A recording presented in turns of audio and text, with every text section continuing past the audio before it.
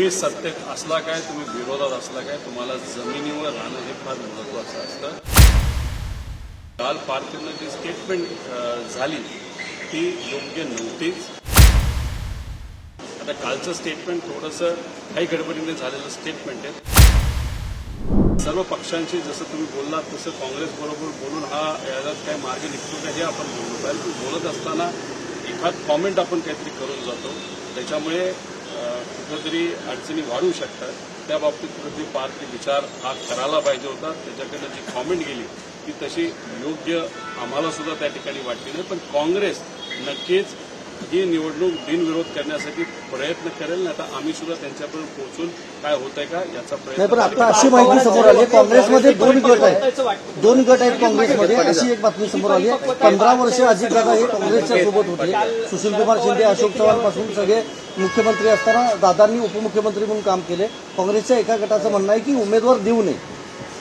विषय एवढाच असतो की फॉर्म भरण्याची 1 तारीख असते आणि फॉर्म मागे घेण्याची 2री तारीख असते.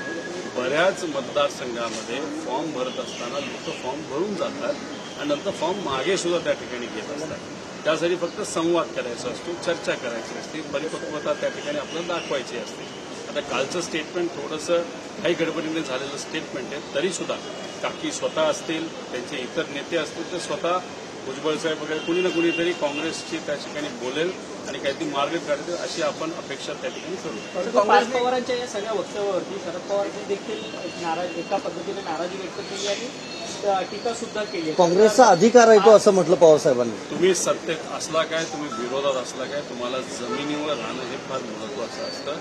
काल पार्टीनं जी स्टेटमेंट झाली ती योग्य नव्हतीच. कुठं ना कुठेतरी त्याच्यामध्ये काही गडबड आपल्याला जाणवली. कुठलाही पक्ष तसा संपत नसतो. सगळे पक्ष आपापल्या लेवलला आपली ताकद त्या ठिकाणी लावत असतात. त्यामुळे दुसऱ्या पक्षाबद्दल हे सुद्धा तो संपला वगैरे हे बोलणं तसं उचित नव्हतंच. आणि पार्थला सुद्धा अजून जाऊन तुम्ही विचारलं कालच्या स्टेटमेंटबद्दल तुम्हाला काय वाटतं, कदाचित तो म्हणेल नाही काल थोडंसं मी बोलून गेलो, नाही तर माझ्या म्हणण्याचा दुसरा अर्थ काढला, कदाचित खूप त्या ठिकाणी स्टेटमेंट योग्य नव्हतंच. तरीसुद्धा काकींच्या म्हणजे अजित काकांच्या पक्षाकडनं कुणी ना कुणीतरी काँग्रेसबरोबर बोलेल अशी अपेक्षा आम्ही त्या ठिकाणी करतो. पण काँग्रेसने आता एक ट्विट केलेलं आहे, त्याच्यामध्ये त्यांनी खूप क्लिअरली असं म्हटलेलं आहे की वडिलांचा संशयास्पद अपघाती मृत्यू झाला नाही तरी काँग्रेसच्या राज्यामध्ये FIR झाला. कृतज्ञता ही त्यांनी पण असं सुद्धा म्हटलेलं आहे की पार्थ पवार ते शांत राहिले राजकीय फायद्यासाठी. बघा तो शांत राहिला नाही राहिला हे कोणालाच त्या ठिकाणी माहीत नाही. तो त्याच्या लेवलला प्रयत्न नक्कीच करत असेल.